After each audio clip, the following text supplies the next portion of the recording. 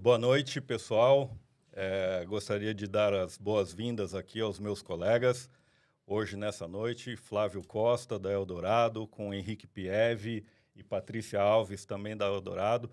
Primeiramente, a gente gostaria de agradecer, aliás, de se desculpar aí pelo atraso, problemas técnicos já resolvidos e vamos, sem muitas delongas, deixar aí o Flávio se apresentar rapidamente, né? Diretor da Eldorado.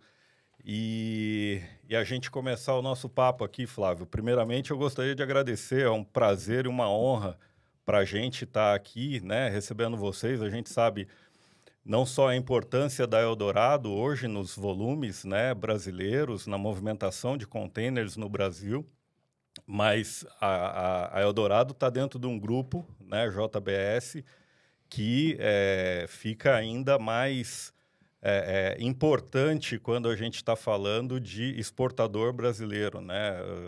Se a gente tem que falar de gargalo, de logístico, com certeza vocês têm muito a contribuir com essa conversa, né? Muito obrigado, uma boa noite, bem-vindo e te passo a palavra para fazer uma consideração inicial antes da gente tocar a nossa pauta aqui. Não, legal. Muito obrigado, Leandro. Agradecer a você aí pela condução também da empresa Solve e pelo convite que você está fazendo a gente. Não gostaríamos de estar aqui falando sobre o assunto, né? Mas é importante que a gente possa estar em linha, né? Só para apresentar, eu sou Flávio Costa, eu sou responsável aí pela área de logística da Eldorado Celulose. Nós estamos aqui com a presença, né? Na verdade, o convite foi feito a mim, mas eu não poderia Veio deixar. reforçado. Sim, é um momento importante para a gente falar, então a gente tem que vir com reforço. E quem está realmente no dia a dia ali é aqui o Henrique Pieve, que é o nosso responsável aí por toda a área de planejamento e shipping da companhia, e a Patrícia Alves, que é responsável por toda a operação de shipping, principalmente de containers, né? Então, nada mais justo de trazê-los junto comigo para que a gente possa incrementar, a gente possa agregar maior valor aqui nas palavras dos acontecimentos que a gente está passando. Você citou, né, um pouquinho aí antes que a empresa é do grupo JBS, na verdade, só fazendo uma correção, o grupo é o JF, né, que é um dos sócios da Eldorado e também sócio de várias outras empresas, como a JBS, PicPay, Banco Original, Canal Rural, Flora de Higiene e Limpeza, Âmbar de Energia. Então, é um grupo, é uma holding, né, grande, a JF, e dentro da Eldorado eles têm também uma sociedade, uma parcela majoritária da empresa junto com outro sócio. Então, estamos aqui à disposição para ouvir e responder as suas perguntas. Volto a dizer, não é o momento, não gostaríamos de estar falando de gargalo, mas é tudo que a gente consegue trazer para melhorar o debate, seja junto com a Solve, seja com as pessoas que estão nos ouvindo aqui, é muito importante, pelo menos alguém ouvir aí as dificuldades que a gente vem passando. Legal. Flávio, muito importante, obrigado aí por essa importante correção.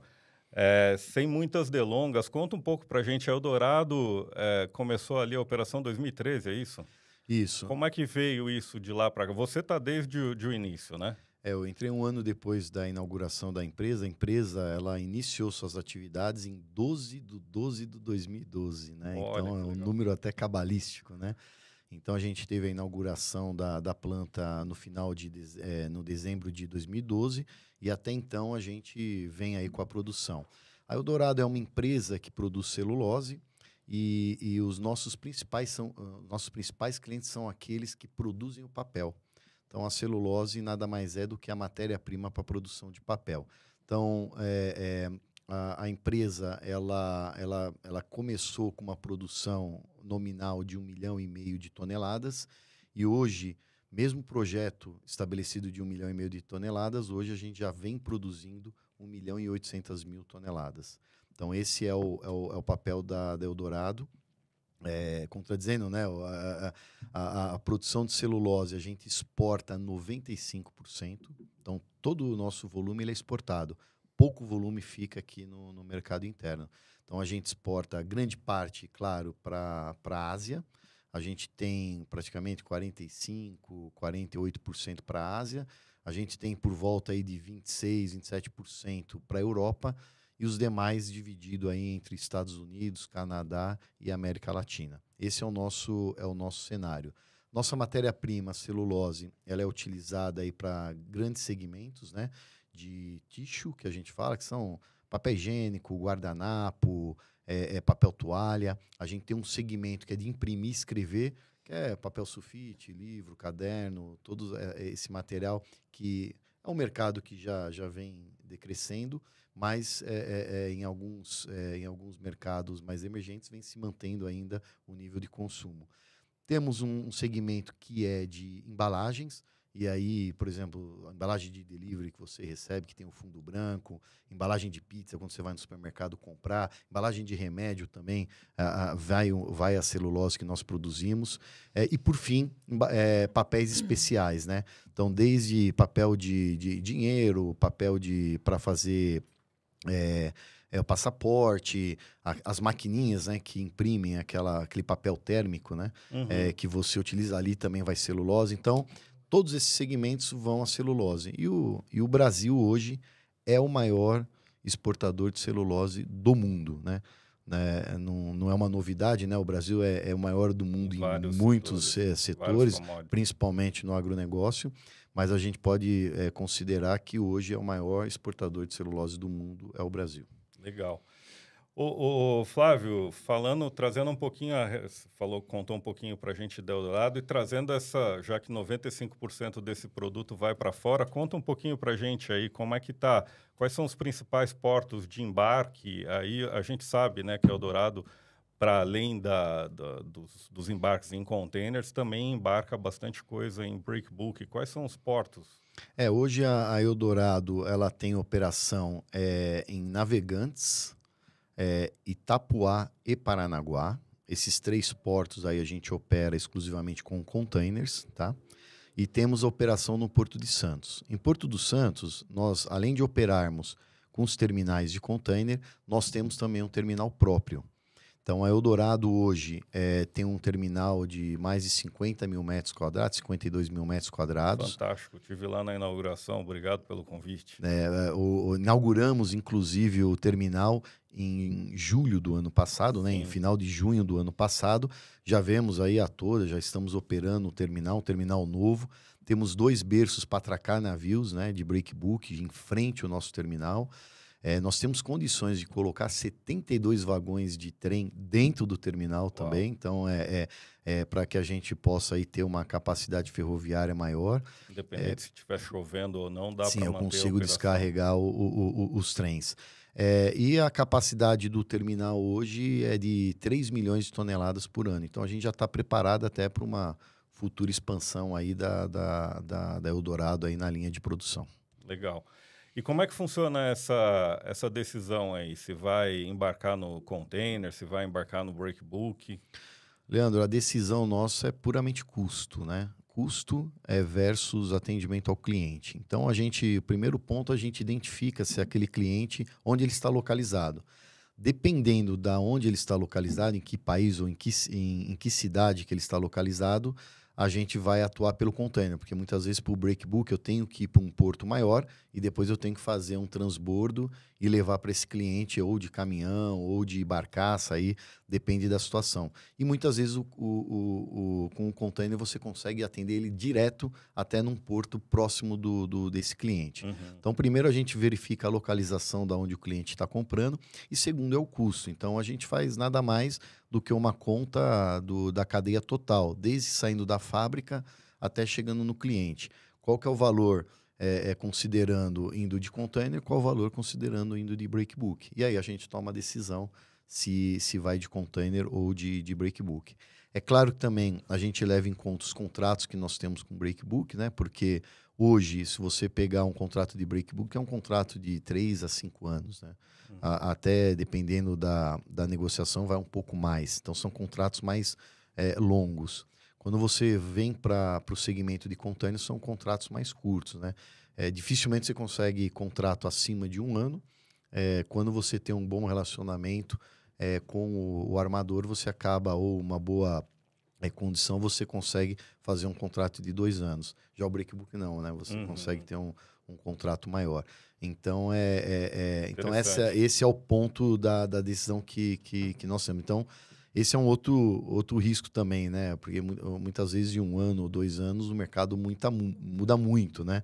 Acho que a gente vai falar um pouco de pandemia. Exato. É um exemplo claro de quando você tem um contrato de longo ou de curto prazo, né? Não, legal. Já aproveitando esse gancho aí, então, conta pra gente como é que foi. Eu imagino que na pandemia começaram aí, né, os problemas, a gente começou a enfrentar os gargalos aí, né, nos portos. Conta pra gente como é que foi a pandemia para a Eldorado. O problema maior foi preço, produção, né, demanda, logística. Na Eldorado, Leandro, na época da pandemia, nós não paramos em nenhum momento a produção. Então, a gente rodou 24 horas todos os dias da pandemia, sem nenhuma parada. A nossa operação carregou, embarcou, estufou container, carregou no breakbook. 24 horas a gente não parou em nenhum momento. É claro, sempre visando a segurança dos nossos funcionários. Por que isso? Porque a celulose ele é considerado, né, é um produto essencial. Né? Papel higiênico, guardanapo, parte para embalagens, para remédios. Né? Então, por ser essencial, a gente não parou em nenhum momento. Durante a pandemia, eu te digo que nós não tivemos grandes problemas de operação. Nós tivemos o segmento dos nossos contratos com os armadores de container, de breakbook, tudo seguiu normalmente até o final da pandemia. O grande gargalo, a grande dificuldade que nós tivemos foi ao término da pandemia, acho que final de 21, onde voltou o consumo, as pessoas voltaram às ruas e a gente começou a ter um grande impacto, acho que todos lembram, nos Estados Unidos, né, com aquelas filas longas de navios para poder descarregar. Não sei quantos navios em Long Beach. Isso foi um absurdo. E isso daí acabou, não tenha dúvida nenhuma, causando um colapso global dentro da navegação. E não só do container, porque o que começou a acontecer? O container foi o primeiro atingido. Né? E aí não tinha navio, não tinha container, os que tinham estavam todos parados para aguardar a descarga. Aí quem operava com container migrou para o breakbook. Então o cara do aço, o cara do grão, até grão que usava o container, acabou migrando para o breakbook para poder compensar e atender os clientes. E aí o breakbook também começou a ficar, o preço subir de uma forma absurda, né? Então, para a gente foi um grande desafio nesse momento, porque a gente teve que trabalhar... Final de 21, começo de 22, isso. Em 22, para se ter uma ideia, no ano de 21, a gente operava 50% container e 50% breakbook. Quando a gente veio para o 22, 75% foi para o breakbook. Né? Justamente porque a gente não estava conseguindo disponibilidade pela situação global que estava. Então, a gente acabou que migrando para os nossos contratos aí de breakbook para poder atender o cliente nessa época. Vou até adicionar, Flávio, obrigada pelo convite, obrigada, Leandro. Prazer. Adicionando um comentário do Flávio, de forma inédita, em 2022, nós contratamos breakbook para regiões que a gente nunca tinha feito. Exemplo, Colômbia, México. A gente teve alguns breakbooks spot que tradicionalmente eles iam em container, mas que naquele momento, por conta da questão do mercado e até para a gente conseguir suprir o cliente, foi uma operação disruptiva para a gente, mas que foi necessária para a gente conseguir superar aí a questão da demanda e a sensibilidade ao preço do frete naquela situação de 2022. Legal. Aí veio 23, reequilibrou. Reequilibrou. Os preços começaram a retornar ao normal. No final já de 22, eu acho que se estabilizou, o fluxo nos Estados Unidos foi melhorando, que é uma coisa normal, né? Eu acho que a demanda foi voltando ao normal, aí, principalmente com as partes dos navios. E em 23 a gente retoma aí ao preço principalmente, não só do container, mas do break-bulk, começa a retornar ao normal, ao um preço não ao mesmo antes da pandemia, que isso muito difícil, mas retornou a uns patamares viáveis para que a gente pudesse novamente utilizar o container. Tanto que em 23, olhando os números, a gente passa... isso é importante também, a flexibilidade que a gente tem dentro da nossa operação. A gente estava 75 breakbook, 25 container. Em 23, passa-se a 60 de container e 40 de breakbook. Então, a gente fez uma mudança radical. Acho que no primeiro trimestre, né, a gente já conseguiu fazer essa mudança. E a gente seguiu assim durante todo o ano de 23, até o final também de 23, onde a gente começou a encontrar algumas dificuldades nas operações aí do container. E aí a gente entra 24 com uma situação um pouquinho mais complexa, né? Principalmente em novembro, né? Antes de outubro, acho que inicia-se a guerra lá de Israel. De Israel. Começou a piorar em dezembro, né? Começou a estourar navio lá. Em novembro já começou a fechar o canal. Sequestraram aquele navio de ro-ro. Até então, pelo fechamento do canal, ainda a gente não foi impactado diretamente, porque o grande parte dos serviços que nós utilizamos são serviços da Ásia, que saem do Brasil diretamente para a China. Então, a gente não chegou, num primeiro momento, a ser impactado. Mas isso começou a impactar quando entra em janeiro, a gente já começou a sentir alguma certa dificuldade. Por quê? Porque, além de você ter essa situação global, você também tinha uma situação interna no país. Não, segura, você está adiantando. Já estou acelerando. Caramba. Não, antes da gente chegar em 24, vamos falar um pouco de outro problema que a gente teve também, um evento climático, né? Agora no final de 2023, que foi a seca lá. Eu imagino que essa não afetou vocês, a seca lá no Amazonas, né? Que a cabotagem ficou mais de 30 dias sem operar em Manaus. Mas a gente teve, você acabou de citar aqui, que Navegantes é um dos seus principais portos. Isso. E em outubro do ano passado, a gente teve muita enchente e Navegantes parou. Salvo engano, ficou cerca de 20 dias inoperante por conta das enchentes, né? E como é que foi isso? Comentando, a gente teve uma situação de 20 dias de espera de containers já entregues na portonave, de um serviço específico. E fato, né? Nós já havíamos percebido esse movimento a partir de outubro, quando houve a guerra. A gente já tinha dimensionado que pudesse impactar nas nossas operações e nós iniciamos essa migração de volume. Tanto é que até outubro nós éramos recorde de container e nós éramos o primeiro embarcador no Brasil de dry, e aí em dezembro já se percebe um movimento diferente no Eldorado. Por conta da guerra, a gente estava tendo impacto. Também a gente teve essa questão da enchente, mas ela foi mais um outlier, eu diria, do que algo que a gente pudesse perceber que seria já relacionado à questão climática, à questão do berço, mas se confirmou que a gente teria problemas a partir do início da reforma do berço de Navegantes, a partir de janeiro de 2024.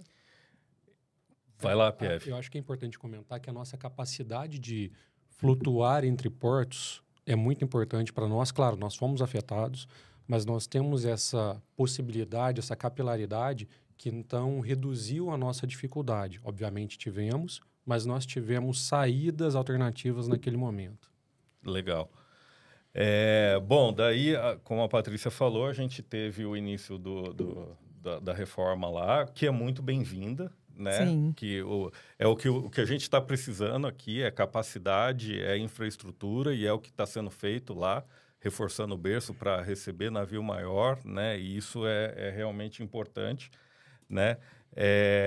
Mas o que ninguém contava é aquele acidente na BTP, né? Também, salvo engano, 18 de janeiro, aquele acidente na BTP.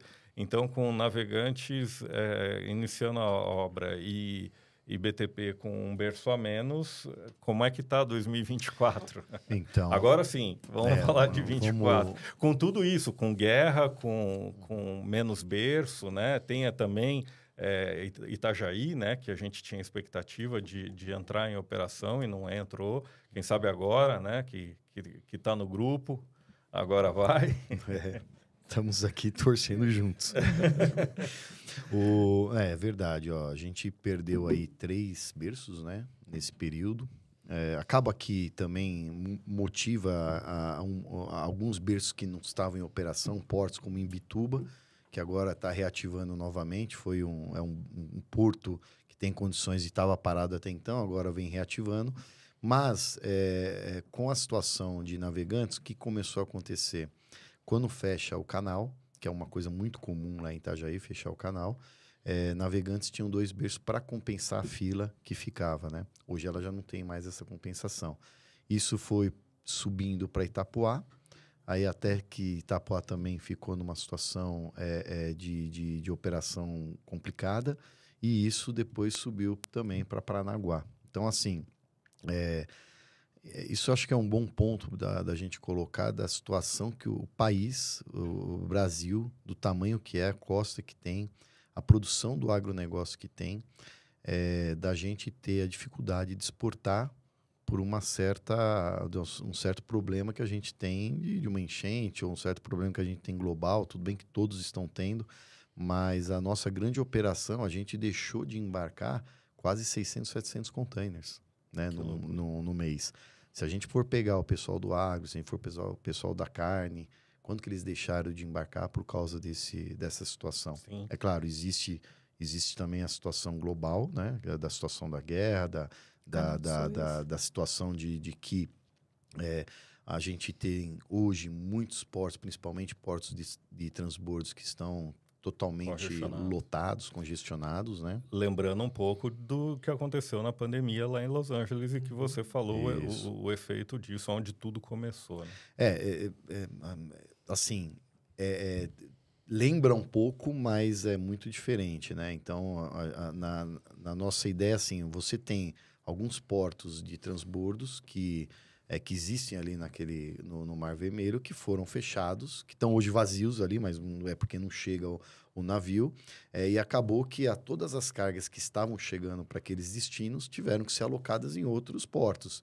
Então, imagine a quantidade de carga que iria para aquela região e que teve que ser desviada, com certeza sobrecarregou muitos portos. Sim. E a gente, ali em paralelo, acabou sendo prejudicado também. Então, tem casos lá de Paquistão que a gente levou 10 semanas, né? 10 semanas. Passou por 3 portos. Conectar nos bordos. Passou em 3 portos para poder... Então, assim, todo mundo sofreu com isso. Então, é mais navio que você tem que colocar na operação, é mais container que você precisa colocar na operação. E se você não tem mais navio e não tem container...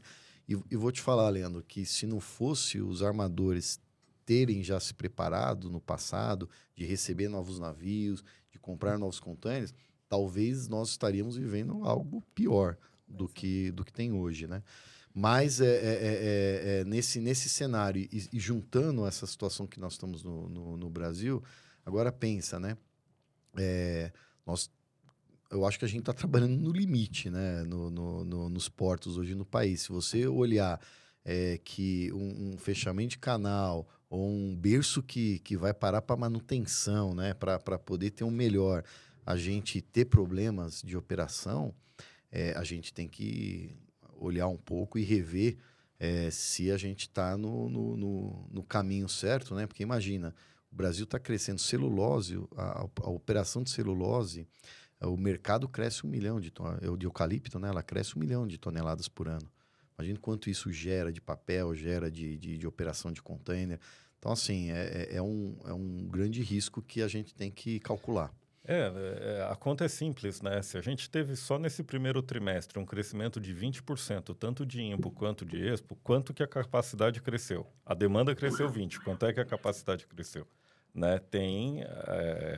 nitidamente aí um descompasso, né? E a gente entende, então, de uma forma, creio que até definitiva, que não é a parada de um berço de navegantes, de um berço do BTP, que colocou essa situação do Brasil, de alguma forma, em colapso. A gente está, sim... existe um gap da estrutura, existe uma demanda por aumento e, bom, é nítido que precisamos disso e que é necessário movimentação nesse rumo.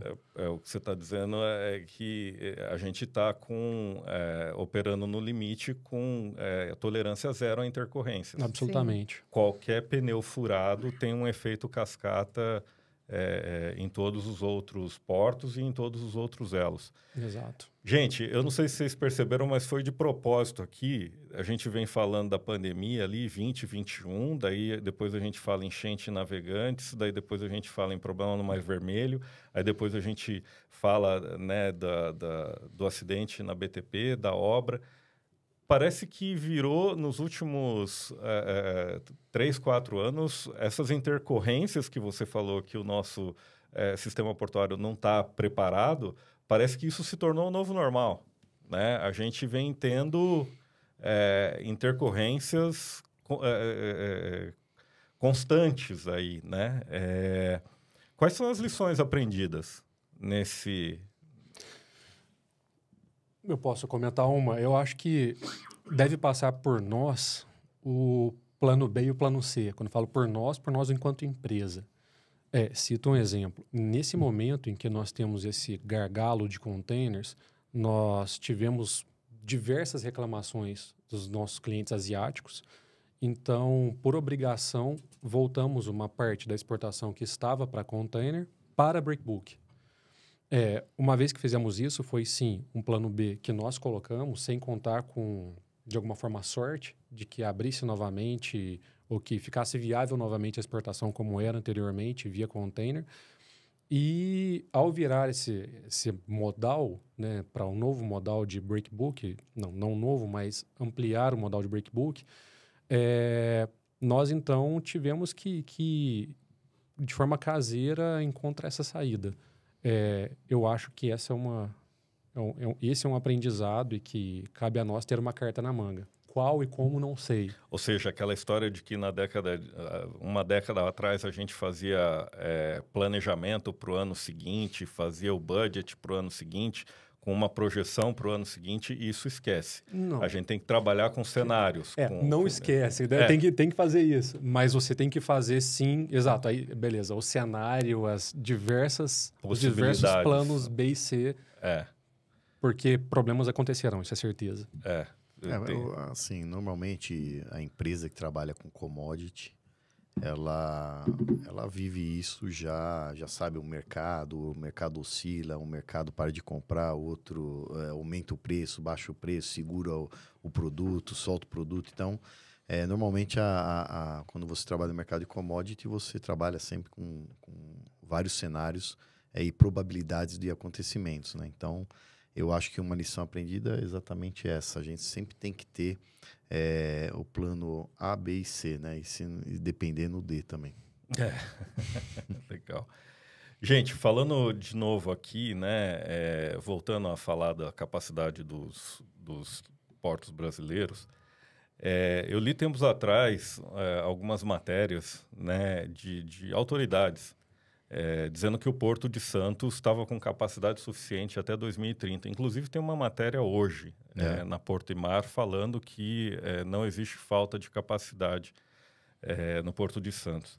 Mas daí depois, um tempo depois, eu li na Tribuna, né, que falando que não existem filas no Porto de Santos e que o problema de ampliação de capacidade é dos terminais. Né? Outras autoridades falando, né, que... Vocês concordam com essas visões? Então, Leandro, eu acho que o ponto aqui é a gente colocar um pouco da nossa visão, né, que de operador, né, de operador não, né, de consumidor desse serviço e sendo uma grande exportadora do país. A gente tem um entendimento de que hoje a situação de containers do Porto de Santos, ela está esgotada. Eu não tenho entendimento que tem condições de crescer tanto de serviço. Se a gente olhar pelo pouco de números aí, assim, eu não sou um entendedor do assunto como você, Leandro, mas assim, se a gente olhar lá uma capacidade aqui que foi divulgada de praticamente 5 milhões e 300, que os 3 terminais em Santos têm, e a gente já está movimentando quase próximo disso. Muito perto disso. Então, assim, se a gente tem um crescimento de 10% ao ano, eu não acredito que até 2030 a gente consiga trabalhar confortavelmente. A situação é que hoje, e a gente vê pelo cenário, poxa, um berço que teve que parar lá na BTP, olha todo o caos que causou dentro do porto. Sem contar que cada vez mais os serviços aumentam. Ó, vamos olhar aí, 3 anos atrás, nós tínhamos 3 ou 4 serviços para a Ásia, né? Isso, 4. 4 serviços para a Ásia. Hoje são quantos? 5 com mais 2 para vir, né? 7 serviços, né? É. Então, aonde que, assim, eu acho que em algum momento, eu acho que o momento já está muito próximo, não é 2030, de ter um grande, não vou dizer colapso, que é uma palavra forte, mas um grande problema, um grande desafio para que a gente possa atracar todos esses serviços. Imagine se todos os outros serviços de Mediterrâneo, de África, de Latam, resolvem também ter esse crescimento, como é que faz para receber todos esses navios? A cabotagem tinha 7 também. serviços, está com 14, salvo engano. Então, eu não enxergo vamos dizer, esse conforto de 2030 do jeito que está a operação. Eu não entendo isso. Essa é a minha visão, tá? Adicionado a isso, Flávio, também a solução ela não é isolada, né? Quando você vê, para entrar um navio no Porto de Santos, você precisa de calado. Então, o que adianta a gente ter um navio que vai ser muito bem-vindo de 13 mil, mas que não tem retroárea e quando ele chega, a retroárea fica totalmente tomada, então não tem produtividade, o pátio. E aí você também não tem berço, porque você tem um line-up de navios que vai vir em conjunto. Então, a gente vê que não existe uma solução isolada. Existe uma solução em conjunta. Né? Ou seja, não adianta ter os 16 metros para esse navio não vir com 1.500, 2.000 containers a menos da Ásia, né? Porque é isso. Começa aí a ineficiência. Esse navio vem da Ásia com 1.500, 2.000 containers a menos porque não tem calado. Exatamente. E sai com 1.500, 2.000 containers a menos porque não tem calado. E tem mais uma questão. São navios de capacidade maior. Se por acaso dá 1 dia, 2 ou mais de atraso, nós estamos contando com um terminal, com um porto que já está estourado. Quer dizer, como que ele vai continuar recebendo containers? Então, está aí um grande problema também, um grande potencial problema com essa questão dos navios maiores. E sem falar que navios maiores, né? São navios maiores para a nossa realidade, 13 mil. Um navio grande de fato é que 22 ou 24 mil hoje. Então, nós estamos, tanto quanto aquém da nova realidade de containers. Sim. Acho que esse é um ponto também importante. Flávio, imagino que essas conversas surjam, né, nessas rodas dessas conversas, e com a presença de autoridades e tal. Na sua opinião, o que falta para destravar investimento? Falta conscientização? Falta das autoridades? Falta dinheiro? Falta investidor querendo colocar, né? Falta bons projetos, segurança jurídica, planejamento? O que é? Olha, consciência, eu acho que tanto as autoridades como nós que estamos lá envolvidos na operação dos portos, né? A gente tem, né? É interessante, você falou dos eventos, né? Tem alguns eventos que a gente participa, principalmente quando é feito em Santos. Todo ano sempre fala do calado. Eu falei, poxa, eu sou meio novo aqui no negócio, mas todo ano vocês falam do calado e não cansa, não, né? E o negócio não anda, né? Mas pedra mole... Água mole. Mole em pedra dura, tanto bate até que fura. Então, a gente tem esperando, já existe alguns movimentos aí de contratação de empresas aí para fazer a parte aí da dragagem lá no porto. Mas é isso, todo ano a gente está falando e aí, que momento isso vai acontecer? Por que não acontece, né? É um ponto mais Gente para pôr burocrático. dinheiro tem? Não, o governo tem o dinheiro. Tanto que a gente viu aí até 2 anos atrás, a Autoridade Portuária de Santos tinha mais de milhões em caixa, né? Eles fizeram um lucro muito grande. Não, dinheiro tinha. Eu acho que a parte burocrática é que atrasa um pouco, o cara montar o bid, tudo você tem que ter lá as 3, tem que... Aí o cara que ganha o bid, o outro vai lá e reclama. Tem todo esse tema. Eu acho que a parte burocrática do processo talvez é algo Licenciamento também. que, fora o licenciamento, que a gente sabe que o licenciamento, principalmente federal, é um licenciamento que não é algo rápido, né?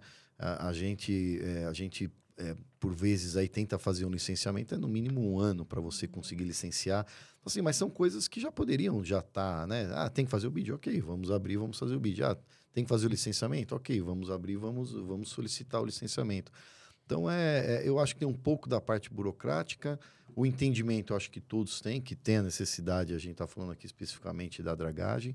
Agora, a situação também do que acontece, eu não tenho dúvida que os grandes aí gestores aí públicos, eles têm consciência e têm ciência do que precisa fazer, né? Eu acho que o ponto está realmente de como fazer essa execução de uma forma rápida. Talvez eu quero fazer de uma forma ótima, mas pensar que a gente tem que passar pelo bom, né? Uhum. E ter também o apoio da comunidade, né? Eu digo a comunidade portuária. Nesse ponto, e a parte de segurança jurídica, você falou, tem projetos bons? Tem projetos bons. Tem dinheiro, tem empresas que querem investir? Tem empresas que querem investir. A segurança jurídica ainda é um questionamento que tem das grandes empresas, principalmente quando vem investir no Brasil, né? Porque muitas vezes você entra num processo de uma forma, você participa de um bid falando que você vai ter A, e quando você está em operação, virou B. Aí você fala, não, mas eu fiz tudo para A, não, agora virou B. Então, a segurança jurídica ainda é um ponto muito sensível.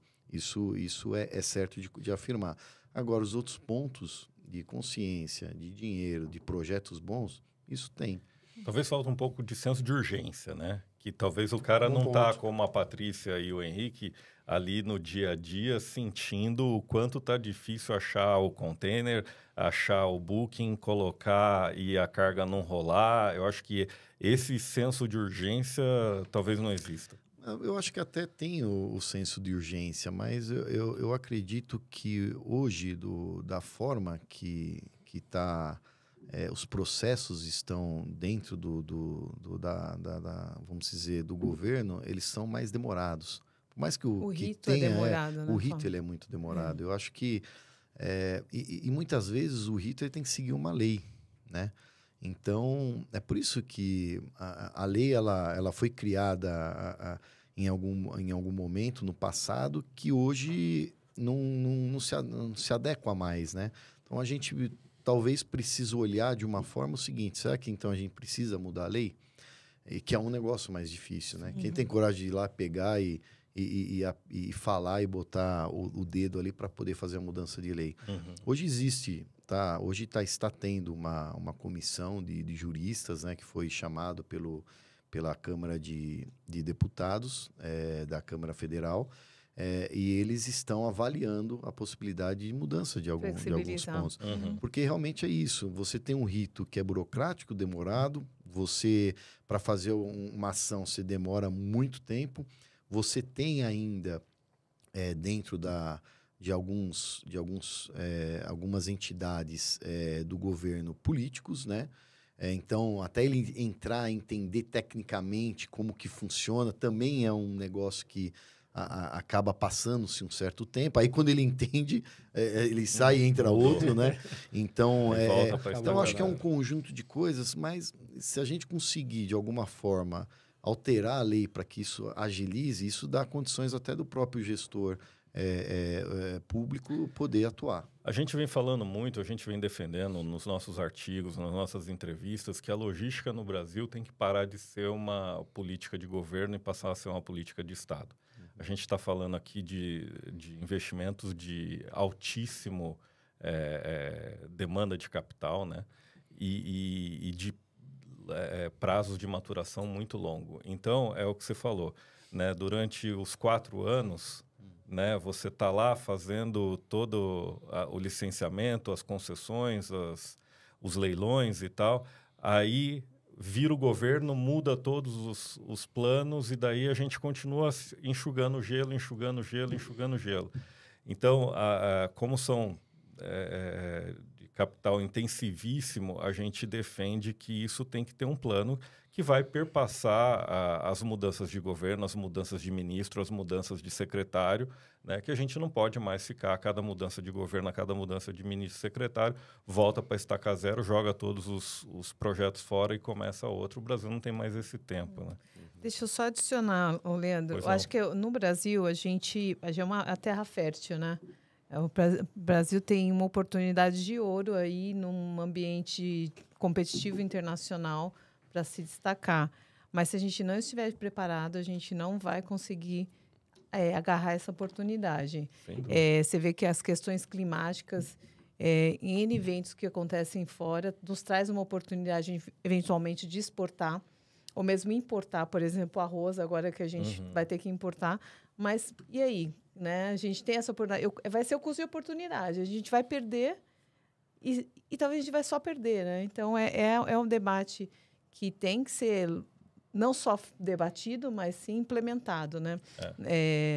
A gente mesmo tem muito contato com a armadora, é uma pauta que é uma agenda que a gente tem contínua e eles falam, eles querem investir. Tem armadores que querem investir em terminais, vieram nos perguntar onde investir, porque existe o dinheiro à vontade de investir, mas é muita coisa, né? Então, tem tanta coisa para fazer que eles não sabem nem por onde começar. Nossa lista é um pergaminho, né?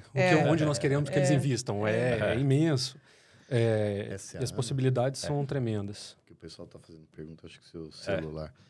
Estou recebendo aqui, o pessoal está fazendo pergunta. Ô, Ana, eu vou te passar meu celular aí, viu? Você mandar no meu aqui. Mas vai lá. Bom, a gente recebeu aqui nesse fórum, aqui no nosso Papo de Shipping, outros grandes, renomados profissionais do setor como vocês, né? Julian Thomas, Bruno Ainda Crelier, chegamos lá. Né? Marcelo Saraiva, da Brado, Fábio Siqueirino, da DPW, Mário Povia. E todos concordam que descarbonização e digitalização serão os novos desafios da navegação, né? Como é que vocês acreditam que isso vai afetar a operação da Eldorado? Olha, eu vou iniciar aqui, depois o Henrique e a Patrícia pode complementar. A gente tem uma vantagem, né, muito grande de trabalhar numa empresa sustentável, né? Hoje, a operação de celulose ela é extremamente sustentável porque nós produzimos a celulose de florestas plantadas. Significa o quê? A gente planta a árvore, né, o eucalipto, para depois de 7 anos a gente colher ele e produzir a celulose. E isso é um ciclo constante. Então, hoje eu só consigo fazer a produção porque eu plantei há 7 anos atrás essa produção que nós estamos executando. Então, não tem mais nada do que sustentável do que isso. Outro ponto importante da Eldorado e das empresas de celulose é que nós geramos a nossa própria energia.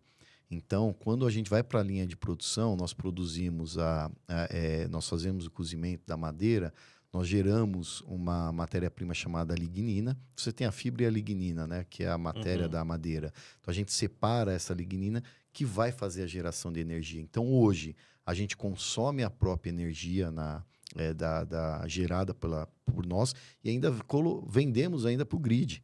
Né? Legal. Então, 50 megas mais ou menos por mês ainda a gente vende para o grid.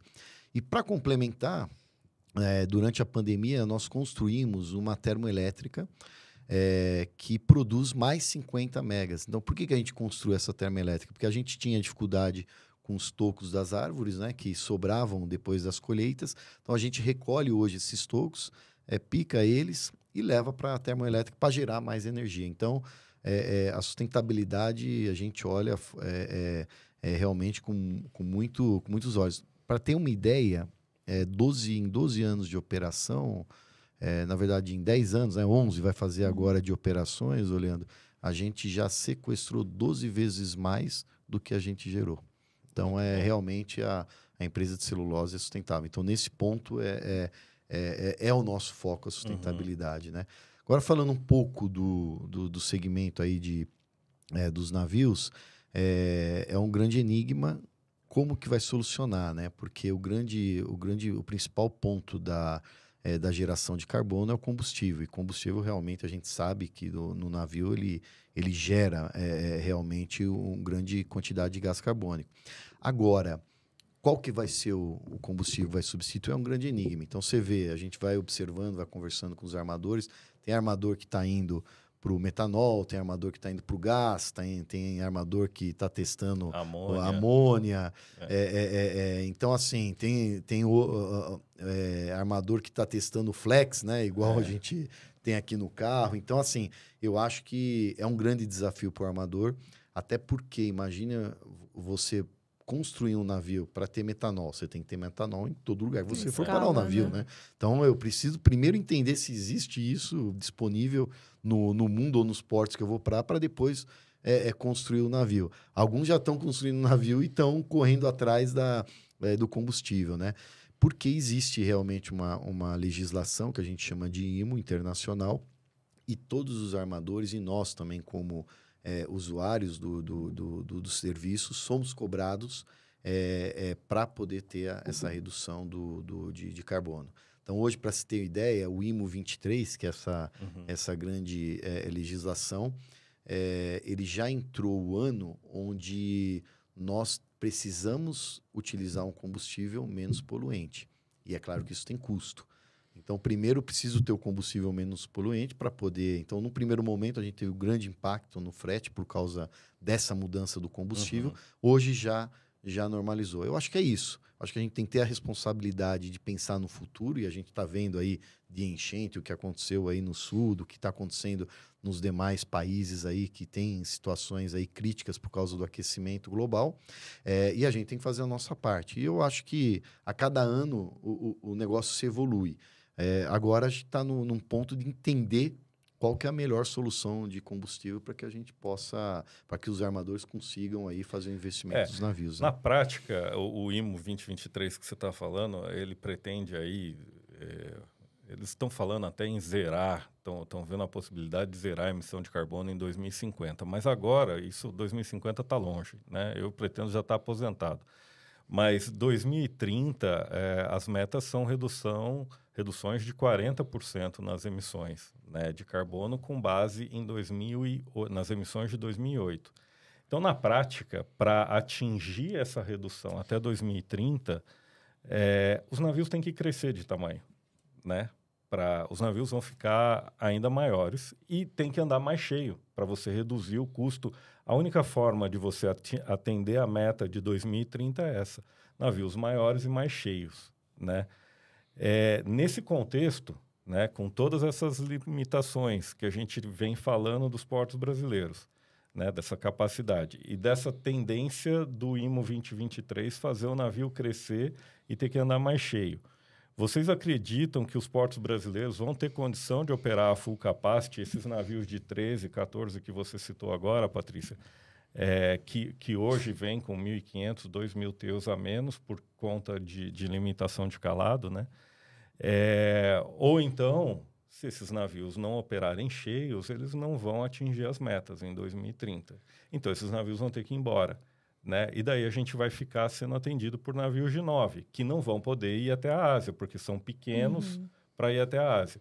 Então, eles vão ter que ir até um porto no Caribe ou no Mediterrâneo, deixar a carga de vocês para conectar com um navio de 24 mil e ir embora para a Ásia. como é que vocês enxergam isso, né? O Brasil vai ter condição? O Brasilzão de novo vai chegar ali? Eu acho que você deu a resposta. Eu acho que você deu a resposta porque é muito possível que, pelo menos da forma como nós enxergamos hoje, ou no pé que estamos hoje de evolução, nós precisaremos de um hub. Nos conectar a algum hub para então ir até o destino final. Isso impacta, sim, na questão pegada sustentável e também, obviamente, impacta em custo. Porque se hoje nós fazemos um call direto, se é possível fazer um call direto, não será mais em um futuro, enfim, isso não sei se é de médio prazo. Então, nesse momento é difícil acreditar que nós reuniremos condição de receber navios desse tamanho. É óbvio, estamos falando de 2040, 2050. Entendo que seja tempo suficiente para que seja feita a adequação, a devida adequação. O navio já está aí, o de 13 já está aí, o de 13, 14 já está aí, operando com limitação séria, né? Ok, não, e concordo contigo, de fato. Mas quando a gente fala de 2040, eu gosto de pensar que a gente tem um pouco mais de tempo para que, então, o país reúna condições, realize investimentos suficientes para que possa receber não só os de 13 e 14 em full capacity, mas esses navios muito maiores que hoje compõem o order book das companhias marítimas, de 22, 24, enfim. Uma coisa que me preocupa muito é o Brasil deixar de ser o hub da América do Sul, né? Se a gente não exportar esse transbordo. Se a gente não tomar uma ação rápida, né? Seja por calado, seja pela agilidade das liberações de licença, seja pela parte burocrática que a gente tem, se isso de alguma forma não se resolver, eu tenho uma grande preocupação da gente, o hub que poderia ser no Brasil para toda a América do Sul, acabar indo para um outro país, né? Essa é uma preocupação que a gente tem que ficar atento. Né? Eu acho que também, do ponto de vista de mercado, né, a Eldorado, ela tem flexibilidade, né? Então, a gente consegue ter saídas, porque o breakbook, ele está se preparando para esse momento e eles têm deadweight de 60 a 70 mil. Então, para a gente, como o setor de celulose, Eldorado, e assim como os demais, nós temos saídas. Mas é uma pena, né? A gente não poder continuar com a flexibilidade, chegando em portos pequenos, portos do sudoeste da Ásia, ou mesmo Intra-Américas, Caribe, que a gente atende, Colômbia, porque a gente não tem a condição portuária que é a que nós esperamos. Né? Nós nos restringirmos dentro de uma capacidade tremenda de fazer em container, Exato. E reduzindo e virando para breakbook, não muito diferente do que a gente está fazendo hoje. Isso. Pessoal, tenho mais uma. Eu já estou vendo algumas perguntas que estão vindo aqui, né, no chat, mas eu tenho mais uma aqui para a gente concluir. Será que as autoridades entendem? Será que eles entendem essa questão do IMO 2023 vai fazer o navio crescer vai ter mais limitação. Então, o porto no Brasil leva de 8 a 10 anos para sair do papel, né? Do papel até a operação. É desse senso de urgência, né, que a gente fala. Será que isso é entendido, o impacto do IMO 2023 sobre o crescimento do navio, sobre a defasagem, a deficiência de capacidade dos portos? Leandro, eu acredito que sim. Não só entendem, como eles participam, né? O IMO, como é um órgão internacional, tem representação também do governo brasileiro nesses eventos, né? Então, eu tenho convicção de que eles entendem, né? Eu não tenho dúvida disso. E que eles trabalham para isso. A gente tem uma equipe técnica hoje dentro da Secretaria de Portos, dentro da ANTAQ, que realmente tem o entendimento, tem o conhecimento e sabe o que está acontecendo, né? Eu acho que o ponto é esse. Quais são as ferramentas que eles têm para que, de alguma forma mais ágil, consigam colocar isso em tornar a realidade mais rápido, né? Então, são as ferramentas. E aí eu acho que entra o rito, entra a legislação, entra as licenças.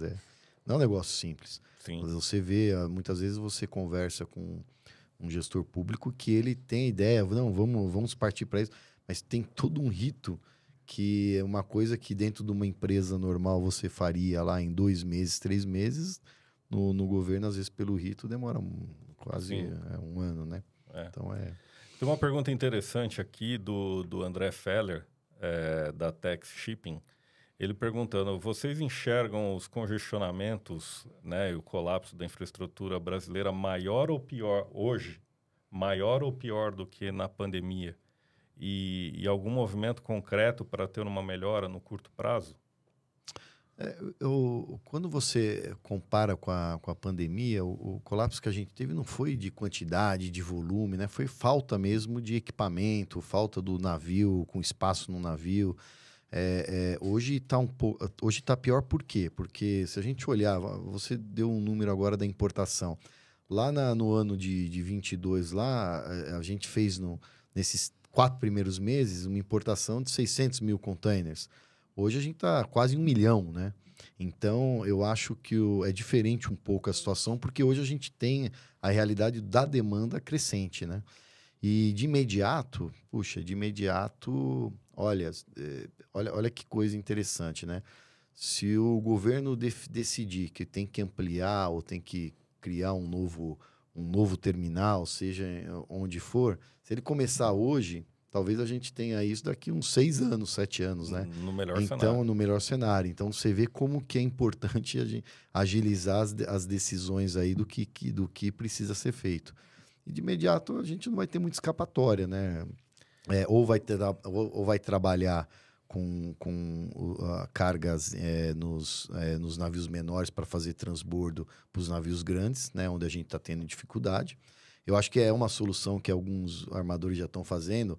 A gente tem situação que está tirando carga de navegantes e levando para o Rio de Janeiro, né? Para poder embarcar num navio maior. Então, Mas eu entendo essa pergunta muito assim, olha, eu vejo algumas boas notícias. Primeiro, a BTP está voltando agora, né? Salvo engano, julho ou agosto, esse berço volta, então isso ajuda. JBS, Seara assumindo Itajaí também mais um berço. Ajuda. Né? A gente já foi 6 meses quase aí de obra em Navegantes, então daqui a pouco... Ano que vem. Final do ano que vem. Final do ano que vem.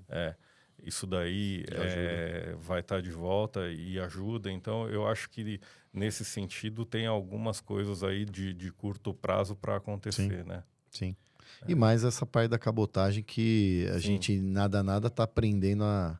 Isso é muito comum, né? Você pega nos grandes portos, então a gente está aprendendo a trabalhar com isso agora também. Mas a gente estava falando um pouco antes de entrar no ar sobre... Muito interessante o input do senhor Henrique e da dona Patrícia aqui, falando desses novos serviços da MSC. Né? A MSC está trazendo 2 novos serviços, que vai, né, o Carioca, que vai vir da Ásia, operar aqui no Brasil e voltar para a Ásia. Isso eu imagino que vai ajudar aí, né, essa demanda crescente nessa rota. E tem um outro serviço, um Round the World, né, saindo da Ásia, passando pelo Panamá, indo até a costa leste dos Estados Unidos, passando aqui, aí passa pelo sul da África e vai embora. Também vai ser vão adicionar uma capacidade importante aí nesse mercado, né? Em condições normais de temperatura e pressão, né? A gente, como sabe que frete marítimo é commodity, quando tem uma entrada de capacidade assim e a demanda não acompanha, frete cai. Mas vocês estavam me dizendo que talvez não seja muito bem assim.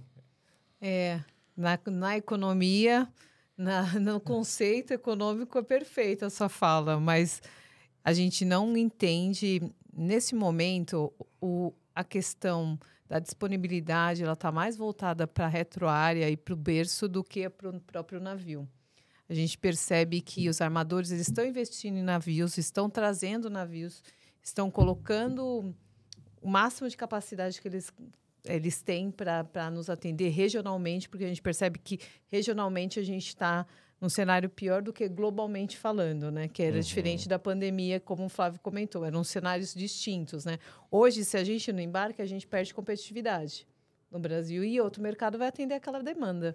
É diferente da pandemia, que todo mundo estava colapsado globalmente. Perfeito. Então, quando você tem uma capacidade entrante que, em tese, reduziria, né, o frete, você não tem hoje a condição da tempestade perfeita, né, nesse ambiente de competitividade em frete, porque a gente tem a retroárea que hoje não consegue absorver a quantidade de containers necessários, porque ela está esperando lá um longo curso chegar e que não chega, aí ela entra com a cabotagem para diminuir a ocupação em pátio, e, ao mesmo tempo, o próprio berço em si, né? Se você perde a janela de atracação, tem que omitir, porque não tem como atacar naquele momento. Ou seja, preferimos que eles trouxessem mais portos ao invés de navios. Boa, É isso aí. Mas interessante isso que você está falando, porque esse serviço da MSC vai fazer uma rotação bastante nova. Atípica, né? É diferente. Uhum. Ele vem, faz Salvador, né? Imagino que boa parte do algodão, ele vai buscar bastante algodão ali. Depois ele vem em Itaguaí, onde também eu li que estão se preparando para o algodão, né? Depois ele vai para Paranaguá, vem para Santos e vai embora, né? É o que a gente viu. Talvez isso ajude a desafogar um pouco, porque se Santos, nessa condição atual que está, chegar o algodão agora em agosto, pode dar uma pressionada ainda maior. Se conseguirem, de fato, tirar parte desse algodão por Salvador e por Itaguaí, deve ajudar, né?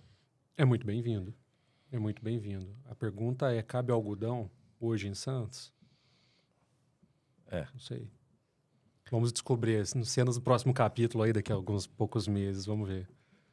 A gente já sofreu com falta de janela, né? Agora vai ser bem complicado. O segundo semestre promete, né? Todo mundo está apostando muito na exportação no segundo semestre. Então, se no primeiro a gente já teve uma migração de carga para o container, para o breakbook, desculpa, porque a gente não teve a condição ideal no container, a gente está monitorando muito de perto o segundo semestre, porque é fechamento de ano, é oportunidade de negócio, é demanda, que se a gente não atende, alguém vai atender. Season, né? Peak season. Como diz um grande amigo meu, diretor de um grande terminal, Flávio, você quer janela? Vou te indicar uma loja de material de construção. No máximo isso para nós. É o que temos, né? Tá mais ou menos. Tá feio. Pessoal, eu só tenho a agradecer. Fantástico. Obrigado a esse nosso novo formato aqui, com várias pessoas, né? Todo mundo aqui contribuindo. Adorei o nosso papo. Mas só para a gente fechar aqui, né? Então, quais são as lições aprendidas aí, né? E o que essas lições do passado, né? A gente tem que ter em mente para enfrentar esse segundo semestre, por exemplo. Eu não estou nem falando de 2030, não. Estou só falando aqui... Curtíssimo prazo. Curtíssimo prazo. Qual é a dica de vocês aí para os outros exportadores? Eu digo que é algo que já está bem entranhado no DNA da Eldorado, que é a flexibilidade, sabe? Ser flexível, reunir condições de levantar os planos B, C e D, que não seja um plano, sabe, só de ideia, só de papel, que seja execuível, que seja factível. Acho que essa é a grande questão para que a gente consiga sair do desespero quando acontece algum problema. É um aprendizado, não deixa de ser um aprendizado para nós, porque nós trabalhamos com esses planos B e C normalmente, mas a gente aprende muito com a forma de executar no nosso dia a dia, conforme os desafios aparecem para a gente. Uhum. Então, acho que esse é um grande ponto, na minha opinião. Legal. Diga lá, Patrícia. Do meu ponto, eu concordo e adiciono a comunicação e parcerias fortalecidas, porque eu acho que se você tem parceiros e você fala com os parceiros de forma muito transparente, como a gente no nosso DNA Eldorado, no nosso valor, né? A transparência e a franqueza, que é um dos principais valores que a gente utiliza na nossa comunicação com os armadores, temos problemas? Temos. Teremos problemas? Teremos. Mas só me avisa para eu poder me preparar. Que eu acho que essa é a nossa realidade. A gente só não pode ficar na mão na hora que a gente precisa. Porque só não dá para avisar um dia antes do navio falando que não vai levar a nossa carga, né? Aí eu acho que não é bacana. A comunicação, ela existe, ela tem que acontecer. Se a notícia é ruim, não tem problema, a gente absorve e a gente tem pelo menos um escape, né? É melhor, como tem um ditado, né? Que é melhor uma notícia, uma verdade feia do que uma mentira bonita, né? Exatamente, Isso aí. é isso aí. Bom, sobrou para mim, né? Olha, eu só complemento assim. Se a gente utilizou a flexibilidade que a gente tem, o plano A, B, C, D, se a gente com parceiro não conseguiu encontrar a solução devida para aquele problema, o que nos resta é orar. Oremos. Então eu vou complementar aqui nessa provocação depois que ficou bastante ampla essa receita aqui. Eu vou dizer, oremos de mãos dadas com todos os outros elos da cadeia logística, terminal, armador, importador, agente de carga, despachante, todo mundo. E oremos muito forte e clamando para que as nossas autoridades percebam esse senso de urgência e esse senso de oportunidade, né, de quanto as empresas poderiam estar movimentando mais o PIB, gerando mais imposto, gerando mais emprego, né, se nos dessem a capacidade que tanto falamos aqui, que está no limite, né? Muito obrigado, pessoal. Falou o pastor Leandro. Ótimo. Obrigado pelo convite, Leandro. viu? Imagina, Flávio, nós que agradecemos, foi um prazer. Flávio, Henrique, Patrícia, estamos junto aí no que precisarem e vamos ver se a gente leva essa nossa mensagem adiante. Tá bom. Muito obrigado. Obrigado. Obrigada. Valeu, gente.